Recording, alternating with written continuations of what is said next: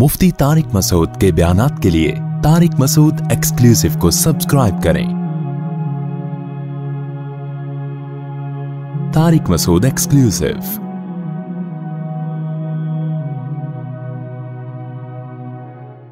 देखो, जो एथियस्ट होते हैं ना, उनकी बहुत सारी वजूहात होती हैं। जो खुदा के मुनकिर होते हैं, एक वजह तो कोई टेंशन होती है, वो वजह दलील नहीं होती। उनके लिए दुनिया में मुश्किलात और गम बहुत आ रहे होते हैं, वो दुआएं कबूल नहीं हो रही होती, तो कहते हैं खुदा होता तो मेरी मुश्किलात हल करता। वो इस बेस पे खुदा का इनकार। ऐसे भी बहुत से लोग हैं दुनिया में। एक जर्मन से खातून आई, मुल्हिद थी, एथियस्ट थी, हमारे दोस्त में लाने के लिए लेकर आए। कमाल की बात है, उसको दुपट्टा पहना दिया अंग्रेज औरत को। मुफ्ती साहब से मिलने जा रही, दुपट्टा पहनो। बड़ी तमीज से ना दुपट्टे शुपट्टे पहन के। अंग्रेज औरतें दुपट्टे में अजीब सी लग रहा तो मजाक कर रही है हमारे साथ, क्योंकि उनके दुपट्टे 100 साल पहले उतर चुके हैं। अब दुपट्टा लगता है कि अजीब सा ही लग रहा होता है उनके ऊपर। खैर, वो दुपट्टे में आई, अल्लाह उसको जज़ाए खैर दे।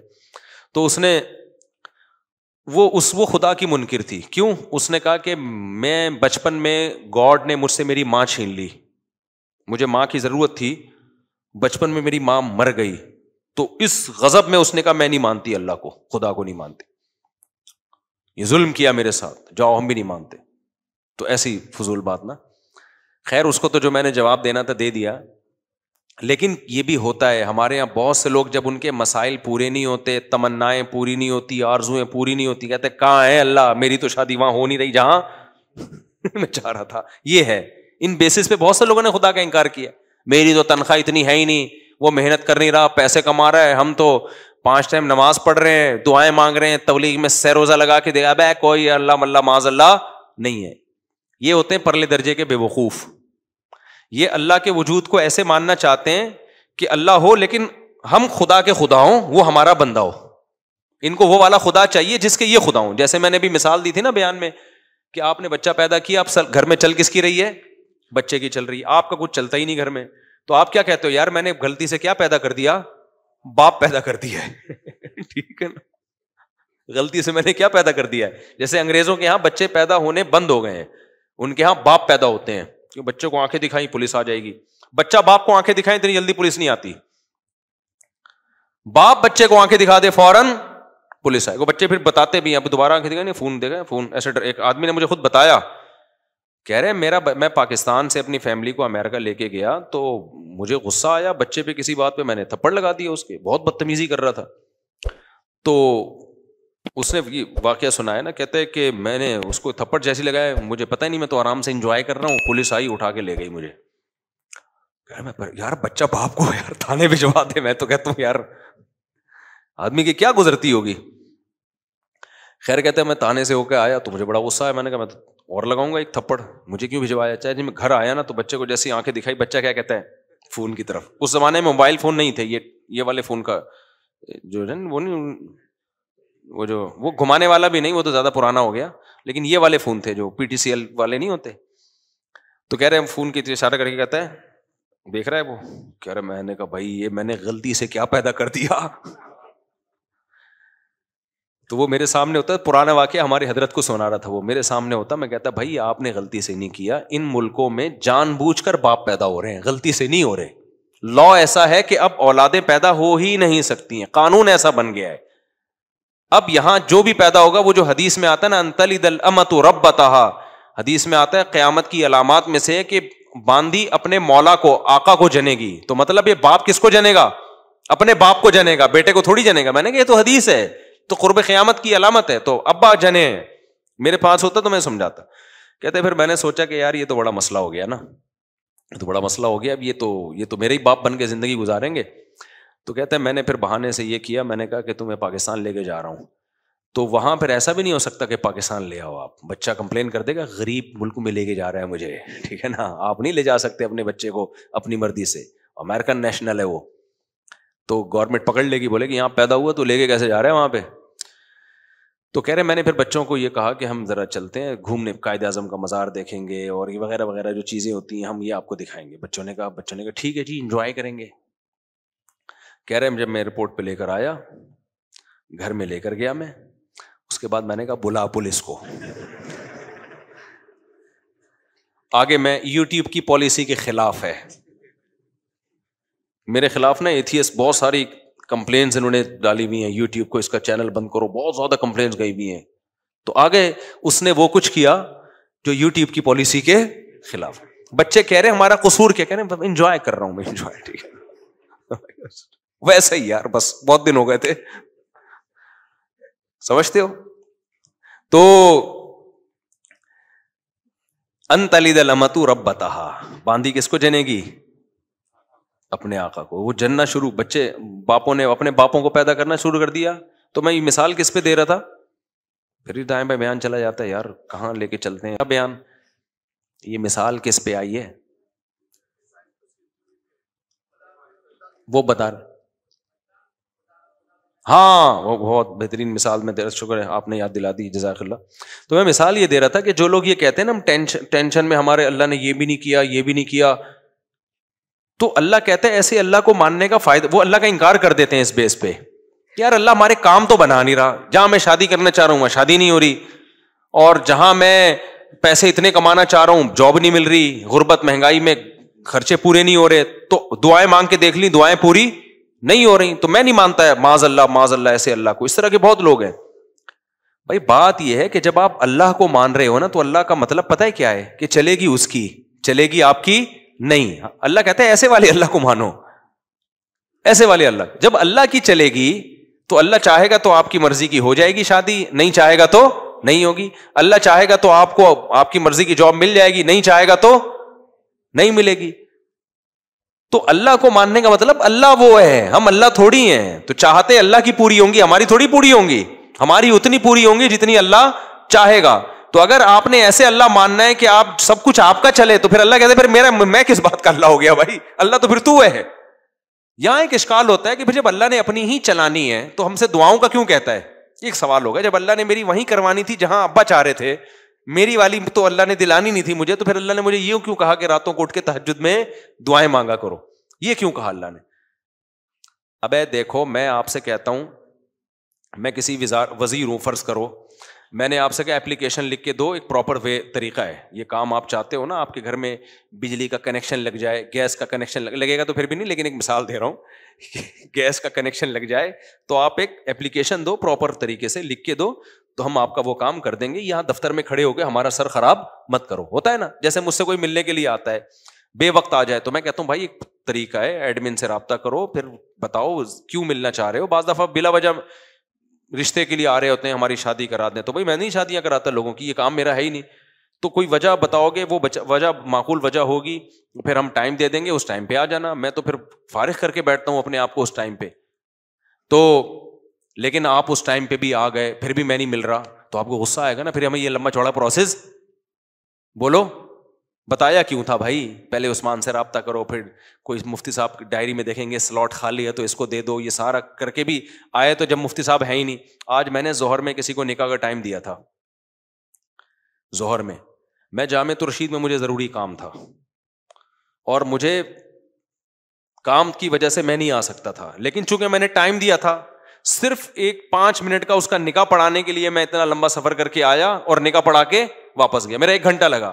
لیکن کیوں, اگر میں نہیں آتا تو برائی ہوتی نا. یہ اگلا کہتا ہے یار مفتی صاحب نے ٹائم دیا اور بھاگ گئے, حالانکہ مجھے بہت مشکل ہوئی تھی وہ نکاح پڑھانے, لیکن میں نے کہا یار یا تو ٹائم نہیں دیتے, دیا ہے تو اب اس کو پورا کرنا ہے, یا تو 1 ہفتہ پہلے مجھے پتا چل جاتا نا میری تو میں 1 ہفتہ پہلے وہ کینسل کر دیتا. لیکن عین وقت پہ کینسل کرنا غیر اخلاقی حرکت ہے, اللہ یہ کہ کوئی بہت ہی ایمرجنسی ہو جائے. تو ایسی اتنی بہت ایمرجنسی نہیں تھی. کتنا ٹائم میں نے 5 منٹ کے کام کے لیے اپنا برباد کیا, 1 گھنٹہ برباد, اس سینس میں نہیں کہ وہ واقعی برباد, لیکن ظاہری لحاظ سے تو برباد ہی ہوا نا. لیکن بات یہ ہے کہ جب ایک عام آدمی اس کا خیال کر رہا ہے کہ جب کسی کو ٹائم دیا ہو تو بھائی پورا کرنا ہے, اللہ یہ کہ ایمرجنسی ہو جائے, ایک پروسیس رکھا ہے, جب آپ اس پروسیس کو پورا کرو گے تو پھر تو ٹائم دینا ہے. تو اللہ میاں نے بھی جب یہ کہہ دیا کہ بھائی ایسے ہی نہیں بلکہ باقاعدہ دعا مانگو, 2 رکعت پڑھو, ہاتھ اٹھاؤ, گڑ گڑاؤ, مجھ سے مانگو میں دیتا ہوں, ہم نے سارا پروسیس پورا کر لیا, پھر بھی اللہ دے نہیں رہا.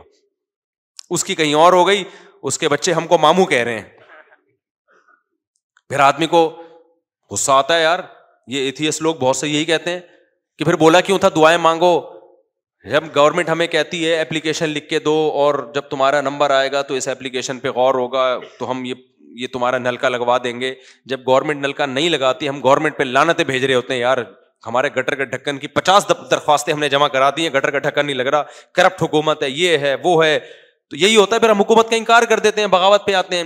تو ہم اللہ بھی ہمیں کہا کہ ادعونی استجب لکم, دعائیں مانگو میں تمہاری دعاؤں کو سنوں گا, تمہاری پکار کا جواب دوں گا. سب جوتے کا تسمہ بھی مانگنا ہو وہ بھی ٹوٹ جائے تو مجھ سے مانگو. تو اللہ یہ تو جوتے کے تسمے مجھ سے مانگو, اور ہم جناب تجھ سے ضروری چیزیں مانگ رہے ہیں. روٹی تو ضروری ہے, روزگار ضروری ہے, اور غریبوں کو کتنی گالیاں آج کل فیس بک پہ پڑ رہی ہیں. تو اللہ یہ تو اب یہ تو ہم نے سہ روزہ بھی لگا لی, حج کر کے دعائیں مانگ لی, بیت اللہ کے غلاف کو پکڑ کے جتنا ایکسٹریم لیول پہ ہم جا سکتے تھے نا چلے گئے. عمرے پہ گئے, وہاں ہم نے بیت اللہ کے غلاف کو پکڑ کے دعائیں مانگی, مگر پھر بھی ہمیں ماموں کے علاوہ کوئی لفظ نہیں ملا. بہت سے لوگ اس چکر میں ایتھیسٹ ہوتے ہیں کہ یار یہ کوئی خدا ودا معاذ اللہ نہیں ہے, ہوتا تو کچھ تو ترس آتا نا ہمارے اوپر. تو یہ ایک اشکال ہوتا ہے. پہلا جواب تو میں نے دیا ہے, پہلا جو جواب ہے نا کہ آپ اللہ کو اللہ نہیں مان رہے, آپ اللہ کے اللہ بننے کی کوشش کر رہے ہو, اس اشکال کا جواب تو ہو گیا. لیکن دوسرا اشکال ہوتا ہے یہ اللہ ہی کے کہنے پہ تو ہم کر رہے ہیں. تو خوب سمجھ لو, اللہ نے جو کہا ہے نا کہ مجھ سے دعائیں مانگو تو میں تمہاری حاجات کو پورا کروں گا, تو دنیا میں تو جب ہم کسی کو کہتے ہیں نا کہ میں حاجات کو پورا کروں گا, تو ایمان بالغیب والا معاملہ نہیں ہوتا. نہ سامنے والے پر لازم ہے کہ ہم پر ایمان لے کر آئے, لہذا ہم اس کی حاجت پورا نہ کریں تو قابل ملامت ہیں. لیکن اللہ کا جہاں تک معاملہ ہے, اللہ حاجات پوری کرتا ہے, لیکن اللہ نے یہ کہا ہے کہ میں اس طریقے سے کروں گا جیسے میری سمجھ میں آئے گا, تمہاری رائے کے مطابق نہیں کروں گا. اس لیے کہ میں نے اپنے آپ کو غیب کے پردوں میں رکھنا ہے. اگر میں نے ایسے دعائیں قبول کرنا شروع کر دی, تم نے یہ مانگا میں نے یہ دے دیا, تو جو ایتھیسٹ ہیں سارے ایمان لے آئیں گے میرے اوپر, معاملہ غیب پہ تھوڑی رہے گا, پھر تو مشاہدے پر ہو جائے گا. سمجھ میں آ رہی ہے بات کہ نہیں آ رہی؟ غیب کا معاملہ تھوڑی رہے گا. پھر تو دنیا میں کوئی کافر نہیں رہے گا, کوئی نافرمان نہیں رہے گا, کوئی مرتد نہیں ہوگا, سارے کہیں گے ادھر دعا. اور پھر دعائیں بھی تو کیا کیا ہوں گی, پھر یہ دعا تھوڑی مانگے گا اللہ یہ دلا دے, اللہ اس جیسی 4 دلا دے. کیا خیال ہے؟ جب گئے بیت اللہ میں دعا مانگی, اللہ 1 کروڑ کی جاب لگ جائے, فوراً فون آ گیا لگ گئی ہے. پھر حاجتیں لوگوں کی کوئی محدود ہیں یا لامحدود ہیں؟ لامحدود حاجت. سارے گنجے پہنچیں گے اللہ ہمارے سر پہ بال ہو گئے ہیں, جن کے بال لگ گئے وہ کہیں گے اللہ جو گر رہے ہیں وہ بھی آ جائیں. اللہ کوئی مرے ہی نہیں, نہ میری اماں مرے, نہ میرے ابا مرے, نہ میری بیوی مرے, نہ میرا شوہر مرے, نہ میرا بچہ مرے, فلاں فلاں سب مر جائیں. تو یہ نظام کائنات کیا ہو جائے گا بھائی؟ تباہ و برباد ہو جائے گا, تباہ و برباد ہو جائے گا. اس لیے اللہ نے کہا کہ میں ہوں, میرے ہونے پر اگر میں دعا بالفرض قبول نہیں کر رہا تو اس سے میرا انکار لازم نہیں آتا, کیونکہ میرے وجود پر تو 20 دلائل ہیں. ان دلائل کا کیسے انکار کرو گے تم؟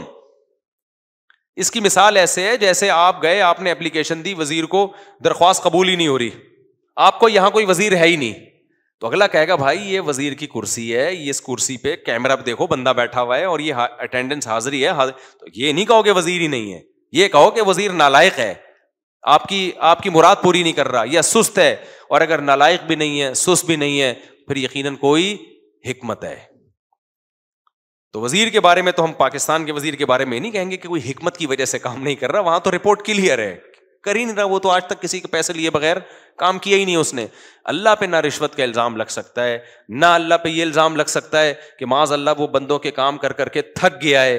تو اللہ کے بارے میں یہی کہا جائے گا, اور اس نے دعا قبول نہیں کی ہے تو بھائی وہ ہمارا کام ہے فائل جمع کرا دینا, اور وہ اس طرح سے نہیں کر رہا, کسی اور طرح سے, وہ اپنے بندوں کو لاوارث نہیں چھوڑتا.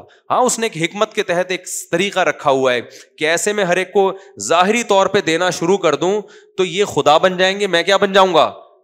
بندہ بن جاؤں گا. تو ان کو میرے اوپر ایمان کا مطلب یہ ہے کہ مجھے اللہ مانے اور مجھے اپنا خیر خواہ مانے.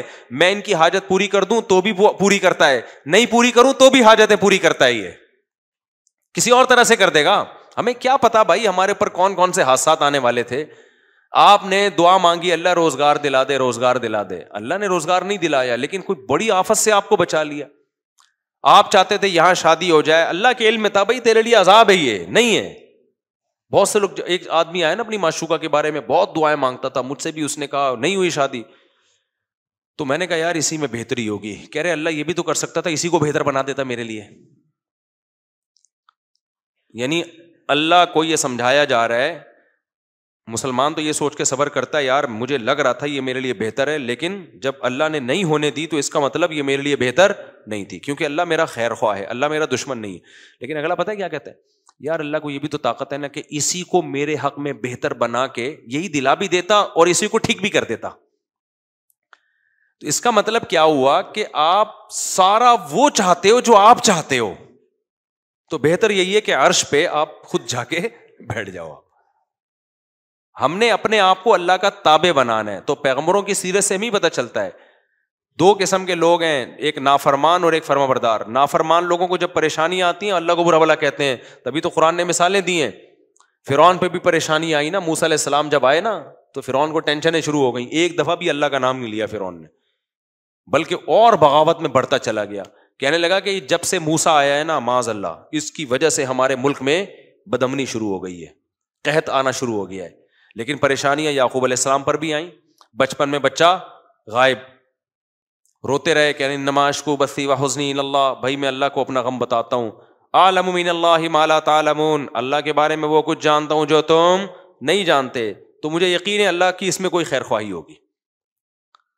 کیوں؟ وہ سمجھتے تھے کہ بھائی میں, اور یعقوب علیہ السلام کے بارے میں آسمانی کتابوں میں لکھا ہے کہ اتنی دعائیں مانگتے تھے کہ ان کے گھٹنوں پہ اور پیشانیوں پہ موٹے موٹے نشان پڑ گئے تھے.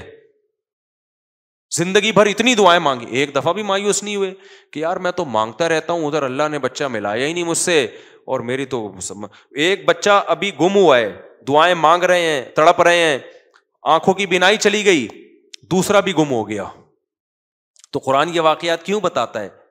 کیا معاذ اللہ اپنی برائیاں کر رہا ہے؟ سورہ یوسف میں جب لوگ کہتے ہیں نا ایتھیس لوگ کہ ہم نے اللہ سے مانگا اور ہمیں تو کچھ نہیں ملا, تو قرآن تو کہہ رہا ہے کہ یعقوب علیہ السلام کا بچہ گم گیا تھا, انہوں نے اللہ سے ساری زندگی مانگا, ملا کیا؟ دوسرا بھی گم گیا. ٹھیک ہے نا, تو یہ تو اللہ گویا معاذ اللہ اپنی برائیاں کر رہا ہے. نا اللہ اپنی تعریفیں کر رہا ہے کہ میں بعض دفعہ نوازتا ایسے ہوں, آزمائشوں میں ڈال ڈال کے دیکھتا ہوں کون صبر سے کام لیتا ہے. تبھی تو جب یوسف علیہ الصلوۃ والسلام کو اپنا اللہ نے والد سے ملایا مصر کا بادشاہ بنا کے, تو فوراً یعقوب علیہ السلام نے کہا میں نے کہا نہیں تھا اعلم من اللہ ما لا تعلمون, میں اللہ کے بارے میں وہ کچھ جانتا ہوں جو تم نہیں جانتے. تو اس لیے یہ ٹینشنوں کی بیس پہ خدا کا انکار کرنا, اس سے اللہ پہ تو کوئی اثر نہیں پڑتا بھائی, آپ کی ٹینشنیں کم ہونے کے بجائے بڑھ جاتی ہیں. تو اس بیس پہ جو خدا کا انکار کرتے ہیں نا ٹینشنوں کی بیس پہ, ان کا انجام خودکشی ہوتا ہے. اور جو ایسے موقع پہ صبر سے کام لیتے ہیں, بھائی اللہ ہے, ہماری مراد پوری کرے تو بھی ہے, نہیں پوری کرے تو بھی ہے. ایک بزرگ کا واقعہ ہے, کتابوں میں لکھا ہے, مجھے اس کی سند کی تحقیق نہیں ہے, بعض واقعات ثابت نہیں ہوتے, ان میں سچ کا بھی امکان ہوتا ہے جھوٹ کا بھی, لیکن ان سے جو مضمون ثابت ہوتا ہے وہ بالکل ٹھیک ہوتا ہے. تو کہتے ہیں ایک بزرگ حج پہ جاتے تھے, حج کرتے آواز آتی کہ بھائی حج قبول نہیں ہوا, اگلے سال پھر حج پہ چلے جاتے, پھر آواز آتی حج قبول نہیں ہوا. تو کئی سال ایسے ہی ہوتا رہا, قبول نہیں ہوا. تو کسی نے ان سے پوچھا کہ حضرت آپ کو ہر سال حج کے بعد آواز آتی ہے غیب سے کہ قبول نہیں ہوا, تو پھر آپ کرتے کیوں ہیں؟ کہتے ہیں بھائی میرے بس میں تو یہی ہے. ٹھیک ہے نا, میرے بس میں کیا ہے؟ اب میں تکبر میں آ جاؤں, بولوں قبول اللہ جا, تو نہیں کر رہا تو جاؤ, ہم بھی نہیں کر رہے. دنیا میں انسانوں کے ساتھ تو ایسا ہو سکتا ہے بھائی, میں 3 دفعہ آپ کسی بندے کو منائیں گے, میرا عذر قبول کر لے, پھر بھی نہیں کرے گا, بولے گا بھاڑ میں جا یار, تجھے منانے کے علاوہ بھی تو اور بہت سارے غم ہے نا. انسانوں کے ساتھ ایسا کیا جا سکتا ہے, اللہ کے ساتھ ایسا نہیں. اللہ کو جھکنے والے لوگ پسند ہیں بھائی, غم میں دیا تو غم میں تسلی رکھو, خوشیاں دی تو خوشی میں اتراؤ نہیں, کس کا شکر ادا کرو؟ میرا شکر ادا کرو. تو اللہ کو ایسے لوگ پسند ہے. قرآن میں اللہ ایسے ہی لوگوں کی تعریفیں کرتا ہے. 2 طرح کے لوگ بتاتا ہے, غم میں پاگل ہو گئے اور غم میں صبر کیا, انہوں نے شکر کیا تو اللہ نے ان کے غموں کو بھی دور کر دیتا ہے اللہ تعالیٰ, ورنہ اسی غم میں صبر کی توفیق دے دیتا ہے. تو وہ بزرگ ہر دفعہ حج کر رہے ہیں, آواز آ رہی ہے قبول نہیں. لوگوں نے کہا پھر کیا فائدہ؟ انہوں نے کہا بھائی ہم تو اس کے علاوہ ہم تو بندے ہیں یار, ہم تو کرتے رہیں گے. تو جب انہوں نے یہ الفاظ کہے نا, تو کہتے ہیں غیب سے آواز آئی کہ یہ والا بھی قبول ہے اور اس سے پہلے جتنے کیے وہ بھی قبول ہے. تو اللہ یہ لفظ سننا چاہ رہے تھے. تبھی جن لوگوں کا نماز میں دل نہیں لگتا نا, کہتے ہیں نماز میں ایکچولی مزہ ہی نہیں آ رہا, پنکھے گن رہے ہوتے ہیں, ٹینشن اتنی ایسی, نماز کا کیا کرنا. وہ بھائی دفع کرو یار, اللہ نے کہا وضو کر کے میرے سامنے کھڑا ہو کے نماز پڑھ لو بس, ٹھیک ہے نا, ہم اس سے زیادہ کچھ کر نہیں سکتے. تو ہم تو جھکے رہیں گے اللہ کے سامنے, اور کوئی ہمارے پاس آپشن ہی نہیں ہے. تو کبھی اللہ حاجت پوری کر دے گا. خدا کی قسم جس کو دعا کا فلسفہ سمجھ میں آ جائے نا, تو وہ ایتھیسٹ جو دعا قبول نہ ہونے سے خدا کا انکار کر رہا ہے, اگر اسے دعا کا فلسفہ سمجھ میں آ جائے تو دعا سے زیادہ لذیذ عبادت پھر کوئی نہیں ہے. کیونکہ اس میں پتا ہے کہ یار اللہ کو مانگنے والے کو دیتا ہے, اللہ دے گا کیسے, یہ اس کی مرضی, تو وہ مانگتا ہی رہتا ہے. وہ کہتا ہے بھائی قبول نہیں ہو رہی تو اور زیادہ مزہ آتا ہے مانگنے میں, قبول ہونا شروع ہو جائیں تو پھر تو آدمی کہتا ہے کہ یار یہ کیا ہے, یہ تو غیب پر ایمان تھوڑی رہا. نہیں ہو رہی پھر جو مانگتا ہے تو اس سے اللہ کو محبت ہوتی ہے. اس لیے حضرت عمر کا قول یاد رکھو. حضرت عمر فرماتے ہیں میں جب دعائیں مانگتا ہوں تو مجھے اس کی فکر نہیں ہوتی قبول ہو رہی ہے کہ نہیں ہو رہی, مجھے اس کی زیادہ فکر ہوتی ہے دعائیں مانگنے کی توفیق مل رہی ہے کہ نہیں مل رہی ہے.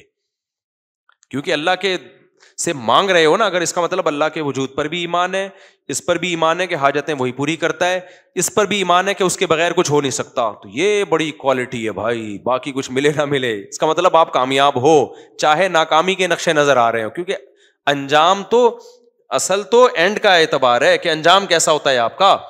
آپ ساری زندگی خوشیوں میں رہے اور آخر میں پھانسی کے پھندے پہ لٹکنا ہے, کیا فائدہ ایسی خوشیوں کا. ساری زندگی جیل میں آخر میں رہائی ہے, تو اینڈ کے لحاظ سے آپ کیا ہیں, کامیاب ہے. تو بے شک یعقوب علیہ السلام کی ساری زندگی غموں میں گزری, اینڈ کیا ہوا, انجام اچھا ہوا. اور ساری زندگی خوشیوں میں گزرے, انجام پھانسی کے پھندے پہ لٹک کے خودکشی کر کے مر گئے, تو کیا فائدہ بھائی ایسے. تو یہ جتنے فنکار اداکار جو خدا کے منکر ہوتے ہیں اور جتنے لبرل سیکولر لوگ خدا کے منکر ہوتے ہیں, ان کا انجام دیکھا کرو, ان کی حال نہ دیکھا کرو. اور جتنے علماء صلحاء ہیں ان کا انجام دیکھا کرو, ان کا ماضی نہ دیکھو, ماضی بڑا ٹف گزرا ہوتا ہے. تو ایک تو ایتھیزم اس طرح سے ہوتا ہے نا, اور دوسرے ہوتا ہے جن کو دلائل کچھ کھوپڑی ان کی صحیح کام نہیں کر رہی ہوتی. وہ کہتے ہیں یار ہر چیز اب ایک لاجک سے ہو رہی ہے. ان لوگوں کے لیے میں مختصر دلیل دے رہا ہوں, بس پھر بیان ختم کرتا ہوں. کہتے ہیں یار جب دنیا میں ہر کام لاجک سے ہو رہا ہے تو خدا کہاں ہے پھر. اب تو سائنس نے ہر چیز کی لاجک پیش کر دی نا. کیا خیال ہے بھائی, یہ زمین میں پہلے لوگ کہتے تھے یار گٹلی زمین میں جاتی ہے, یوں ہوتا ہے, فرشتے آ کے کچھ یوں یوں کر رہے ہوں گے, کچھ دیو ہے, کچھ بھگوان ٹائپ کی چیزیں. اب تو سائنس نے بتا دیا بھائی یہ پروسیس ہوتا ہے, صحیح ہے نا. وہ زائگوٹ بنتا ہے, پھر یوں ایک تنا بنتا ہے, پھر یہ پھول ہوتے ہیں ایکچولی, پھر تتلیاں بیٹھتی ہیں نرماد, ایکچولی یہ ہو رہا ہے. بھگوان کہاں ہے اس میں کوئی دیو کچھ بھی نہیں. تو لاجک سے ہر چیز ہو رہی ہے. اس کی دلیل سمجھو, 2 اور 2 4 کی طرح. سمجھ میں آ رہی ہے بات؟ اور آسان کر دیتا ہوں. ہمارے ایک دوست یونیورسٹی میں پڑھتے تھے, ان کے پروفیسر تھے ملحد, ایتھیسٹ تھے. تو مجھے آ کے انہوں نے بتایا کہ میرے پروفیسر صاحب کہہ رہے ہیں یار خدا کہاں ہے, یہ مولویوں نے پتہ نہیں کیا خدا بنایا ہوا ہے. ہم تو گاڑی کے ایکسیلریٹر پہ جب پاؤں رکھتے ہیں تو گاڑی چلتی ہے, جب بریک لگاتے ہیں تو گاڑی رکتی ہے, تو خدا کہاں ہے. خدا کو تو جب مانے پاؤں ایکسیلریٹر پہ رکھا ہوا ہے لیکن گاڑی رک رہی ہے, ٹھیک ہے نا, کوئی غیبی طاقت روک رہی ہے اس کو. پاؤں بریک پہ رکھا ہوا ہے ہم نے, لیکن خدا گاڑی کو کیا کر رہا ہے, چلا رہا ہے. تو یہاں تو ہر کام لاجک سے ہو رہا ہے. تو لاجک ہی سب کچھ ہے, سائنس ہی سب کچھ ہے. میں سمجھا پا رہا ہوں اپنی بات؟ یہ وہ اشکال ہے جس کی بیس پہ ہزاروں لوگ مرتد ہو چکے ہیں, اسلام چھوڑ, ہزاروں تو نہیں سینکڑوں تو چھوڑ ہی چکے ہیں. اور جتنے بھی ملحد لوگ ہیں, چاہے عیسائیوں میں, اسلام میں تو بہت کم ارتداد ہے نا, عیسائیت یہودیت میں بہت زیادہ ہے. کہ یار جب ہر کام لاجک سے ہو رہا ہے تو خدا کو ماننے کی ضرورت کیا ہے. سمجھ میں آ رہی ہے کہ نہیں آ رہی ہے؟ خدا کو ماننے کی یہ کائنات جو سائنسی اصولوں میں جکڑی ہوئی ہے, تو اس کا جواب خوب سمجھو. میں نے ان کو فوراً جواب, وہ بڑے پریشان تھے نا اس سوال سے. ہمارے پروفیسر صاحب نے کہا یار ایکسیلریٹر پہ پاؤں رکھو تو چلتی ہے کیونکہ چلانا ہے اس کا کام, روکو تو کیا ہوتی ہے. خدا کو جب مانیں گے جب الٹا پلٹا ہو رہا ہو, ٹھیک ہے نا, ہونا کچھ چاہیے ہو کچھ اور رہا ہو. میں نے اس سے کہا, اس پروفیسر صاحب سے بولو سر کائنڈلی آپ سے مجھے ایک کام ہے. میں نے کہا کلاس میں نہیں بلکہ اس کو چھاؤں میں لے کے جاؤ. میں ایسے ہی بات کرتا ہوں, سر کائنڈلی آپ ذرا چھاؤں میں آ جائیں. اور یہ بھی قرآن سے ہی نکالا ہے, قل انما اعیذکم بواحدہ ان تقوموا للہ مثنی وفرادا, کہ اے نبی آپ ان سے کہو کہ تم لوگ ایک ایک 2 2 اکٹھے ہو کے غور کرو میری بات پہ. بعض دفعہ مجمع میں غور کرنا بڑا مشکل ہوتا ہے, تو ایسا کرو ذرا چھاؤں میں آ جائیں. سر کائنڈلی آپ سے مجھے ایک کوشچن ہے. تو کہنے لگے کیا؟ میں نے کہا اپنے ٹیچر سے چھاؤں میں لے جا کے نا ٹھنڈا کرنا, ایک دم افراتفری میں نہیں. بعض دلائل آپ پھینک دو گے نا جلد بازی میں تو ایسے جیسے پھینک دیا آپ نے, سامنے والا سیریس نہیں لیتا. میں نے کہا تمیز سے سائڈ پہ لے جا کے سر سے ایک بات کریں. سر آپ یہ بتائیں کہ گاڑی میں چینجنگ چینجر کے بغیر نہیں ہو رہی, لاجک ہے, یہ لاجک کی بات ہے نا. جب تک گاڑی رکی ہوئی ہے تو چلے گی جب تک چلانے کے لیے کوئی قوت استعمال نہ ہو, ہے جب رکنا ایک کنڈیشن ہے, یہ کنڈیشن چینج ہوتی ہے, گاڑی رکنا ایک کنڈیشن ہے نا, دوسری کنڈیشن کیا ہے؟ چلنا, حرکت میں آنا, گاڑی کا موو ہونا. تو گاڑی میں موومنٹ پیدا نہیں ہوتی جب تک کوئی موور نہ ہو, اور گاڑی چل رہی ہو ایک کنڈیشن ہے, رکے گی نہیں جب تک کوئی اسٹاپر نہ ہو. کیا خیال ہے؟ تو چینجنگ کے بغیر جس چیز میں چینجنگ نہیں ہو سکتی تو کریٹنگ ہو سکتی ہے آٹومیٹیکلی خود بخود. ابے کیا ہو گیا؟ دیکھو آپ لوگ چھاؤں میں آؤ یار سارے, ایسے مجمع میں سمجھو, سوچ رہا ہوں آپ کو بھی چھاؤں میں ایک ایک کر کے لے کے جاؤں پھر سمجھاؤ. اب مجھے ایک بات بتاؤ, کوئی پاگل دنیا میں ایسا, اس کے لیے بہت افلاطونی کی ضرورت نہیں ہے, خدا کے وجود کے لیے کوئی بہت بڑا سائنسدان بننا ضروری نہیں ہے, 2 اور 2 4 کی طرح کچھ کامن اصول ہیں. اب مجھے ایک بات بتاؤ, کوئی سائنسدان یہ کہے کہ جب تک چینجر نہیں ہوگا گاڑی میں چینجنگ نہیں ہوگی. کوئی کہ اچھا سر یہ گاڑی بنائی کس سائنسدان نے؟ کہ بن خود بخود گئی تھی. آپ بولو گے ابے یہ کیا بات کر رہا ہے یار تو, کریٹنگ تو زیادہ مشکل کام ہے, وہ خود بن گئی, اب دھکا خود نہیں. اب جب تو بن بھی خود گئی ہے تو چل بھی خود لے. وہ عمر شریف کا لطیفہ اکثر مجھے یاد آتا ہے, کسی نے کلپ, ہم نے بچپن میں یہ دیکھا تھا تو اب کسی نے کلپ بھیجا تھا نا, تو وہ بچپن میں نا وہ عمر شریف کے شو دیکھتے تھے, پھر بعد میں ہم نے تو ٹی وی سے توبہ ہی کر لی تھی, اس میں پھر بے حیائی پھیلنا بہت زیادہ آنا شروع ہو گئی تھی. میں اس لیے کہہ رہا ہوں اب بچے یہ نہ دیکھا کریں پروگرام, بچپن کی باتیں. تو اس میں یہ تھا کہ وہ اس کے جو کوئی تھا جاننے والا نا, اس کو, ہاں اس کو خود بھولنے کی بیماری ہوتی ہے عمر شریف کو. عمر شریف کو کس کی بیماری ہوتی ہے؟ بھولنے کی. تو اس کو بھولنے کی بیماری تھی, تو وہ کسی کے گھر گھس جاتا تھا ایسے ہی مذاق میں, جب پٹنے لگتا تو بولتا بھائی ہم تو بھولے سے چلے گئے تھے تمہارے گھر. تو ایسے ہی کسی نے بتایا کہ کسی کے گھر میں نا شلوار رہ گئی اس کی, ایسی مذاق ہے حقیقت میں نہیں سمجھ لیں آپ. تو وہ ایک شخص شلوار لے کر آ رہا ہے, اس سے عمر شریف سے کہہ رہا ہے یہ شلوار کیا کہہ رہی ہے, یعنی پیغام دے رہی ہے نا کہ تو میرے گھر میں آیا اور کپڑے چھوڑ کے چلا گیا, اس کا مطلب یہ کوئی غلط میسج دے رہی, بتا یہ شلوار کیا کہہ رہی ہے, یہ پاجامہ کیا کہہ رہا ہے. وہ بتا رہا ہے بھائی میں نہیں ہوں, یہ غلطی سے پتہ نہیں کس کا پاجامہ ہے, مجھے کیا پتا, میں تو بھولنے کی بیماری. کہہ رہے نہیں یہ پاجامہ کیا کہہ رہا ہے. کہہ رہے جب سب کچھ پاجامے سے ہی پوچھ لینا پھر کیا کہہ رہا ہے, جب یہ بتا سکتا ہے تو پھر یہ کس سے پوچھ لے, تو پاجامے سے ہی پوچھ لے, وہ تجھے بتا دے گا کیا کہہ رہا ہے.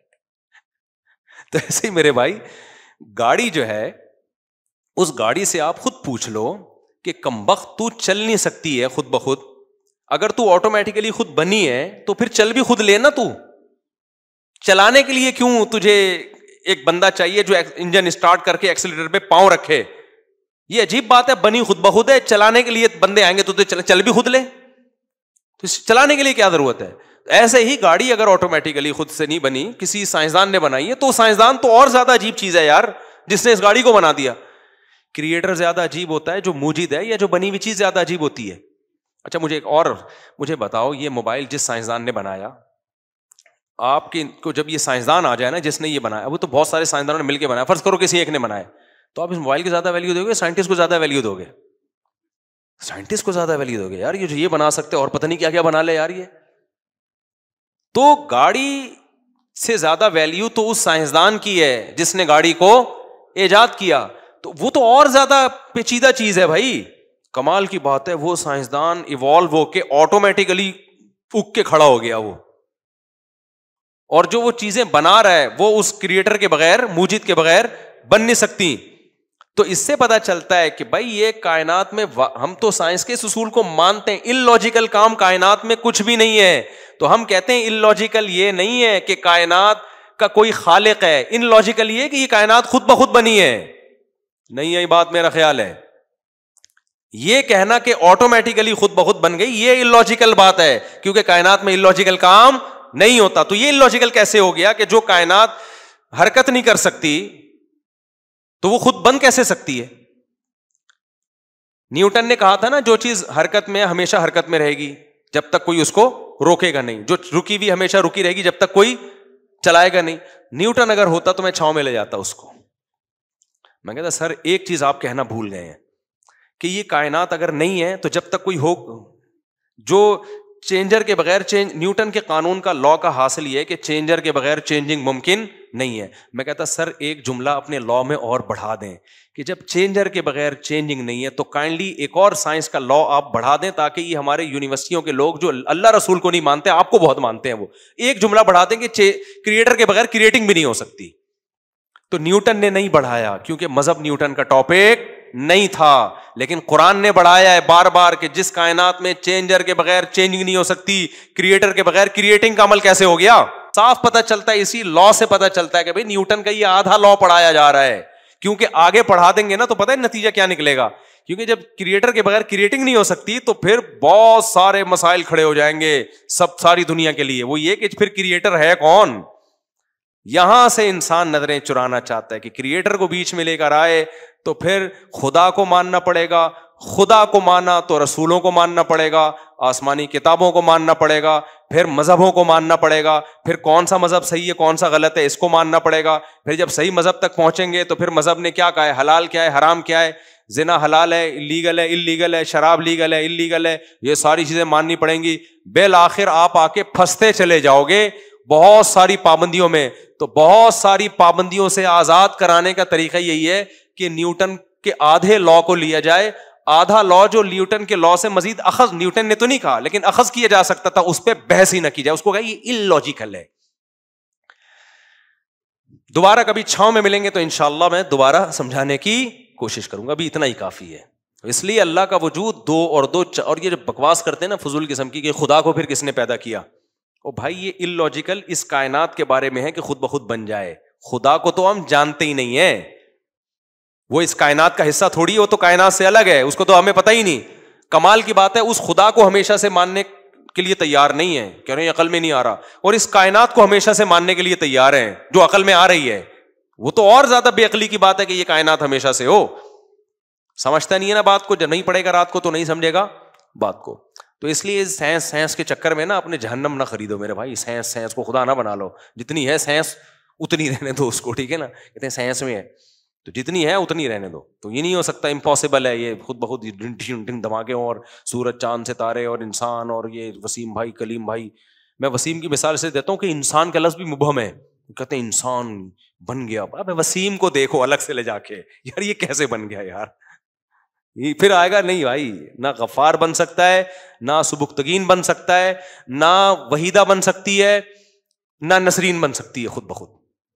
یہ نہیں ہو سکتا, اٹ ازنٹ پاسبل. ٹھیک ہے, تو اپنے ایمان کو مت بگاڑو, یہ اہم بات تھی. اور ایک اور بات بیان میں رہ گئی تھی, ہاں تو اس لیے میں کہتا ہوں قرآن نے اس ٹاپک کو بہت زیادہ چھیڑا ہے 3 ہفتے سے مسلسل یہی, اور اس ٹاپک کو کہ تمہیں آخرت میں حساب و کتاب دینا ہے, موت کے بعد زندگی ہے.